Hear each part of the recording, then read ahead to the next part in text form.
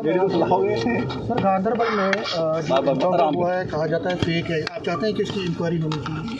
देखिए, इसमें कल इंक्वायरी के लिए एलजी साहब ने बोल दिया है, तो मेरे ख्याल जब उन्होंने कुछ बोल दिया है तो मुझे ज़्यादा लगता नहीं कि इसमें बोलना चाहिए। आप इंक्वायरी की रिपोर्ट आने दीजिए, जो रिपोर्ट आएगी अगर गलत है, अगर फेक हुआ है तो फिर जिन्होंने फेक किया है उन पर सख्त से सख्त कार्रवाई होनी चाहिए और ऐसी चीज़ें रिपीट नहीं होनी चाहिए। क्योंकि ठीक है, ये जम्मू कश्मीर एक मिलिटेंसी से जूझ रहा है, आज 36-37 साल हो गए हैं, तो लेकिन है कि जो अगर उग्रवाद है, मिलिटेंसी है, वो तो कर्ब होनी चाहिए और उग्रवादियों के लिए कोई भी जगह जम्मू कश्मीर में या हिंदुस्तान के किसी कोने में नहीं है।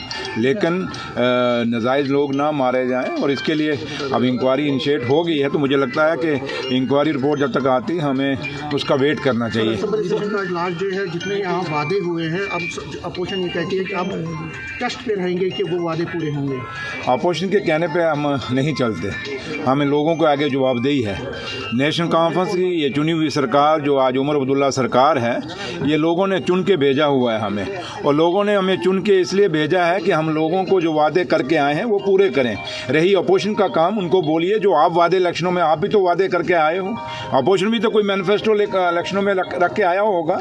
तो अगर अपोजिशन ने जो वादे किए हैं वो पूरे करें, वो हमारी फिक्र मत करें। उमर अब्दुल्ला सरकार जानती है और मेरा कायद और जम्मू कश्मीर का मुख्यमंत्री उमर अब्दुल्ला साहब को पता है कि हमने जो लोगों के लिए क्या करना और क्या नहीं करना। तो लिहाजा जिन हालातों से ये सरकार जूझ रही है, उनको बोलिए कि स्टेट का दर्जा, अपोजिशन को पूछिए कि आपने वादा किया था इलेक्शनों में कि स्टेट जम्मू कश्मीर का दर्जा जो जल्दी बहाल किया जाए, अभी तक क्यों नहीं बहाल हुआ? बाहर के लोग हैं, लोग कैसे जम्मू कश्मीर की ज़मीनों पे खरीद रहे हैं और बाहर के लोग कैसे जो आउट ऑफ जम्मू कश्मीर हैं, स्टेट से बाहर हैं, वो कैसे जम्मू कश्मीर की नौकरियों पे लग रहे हैं। इसका जवाब अपोजिशन के लोग दें, ना कि वो रोज़ सुबह उठ के नेशनल कॉन्फ्रेंस या नेशनल उमर अब्दुल्ला सरकार पे तानाकशी करें। ये कोशिश मत करें, वो खुद जवाब दें कि जम्मू कश्मीर के लोगों को जो उन्होंने वादे किए थे, क्या वो वादे पूरे हुए हैं? सर, पैरामेडिकल स्टाफ जो है वो उन्होंने स्ट्राइक अपनी बढ़ा दी है, पैरामेडिकल स्टाफ वो मंडे तक कर दी गई है, 2.5 दिन की सैलरी को लेकर। नहीं, देखिए, जहाँ तक उनकी 2.5 दिन का सैलरी है, इसमें कोई शक नहीं है कि वो लोग मेहनत करते हैं। पैरामेडिकल स्टाफ जो है रात दिन मेहनत करता है। और अब क्योंकि हाउस में भी स्किना जी ने, ऑनरेबल मिनिस्टर ने कह दिया कि इसके ऊपर हमने एक कमेटी कंस्टिट्यूट कर दी है और मुझे लगता है उसका रिजल्ट जल्दी आएगा, तो इसलिए मुलाजमों को हड़ताल तोड़नी चाहिए।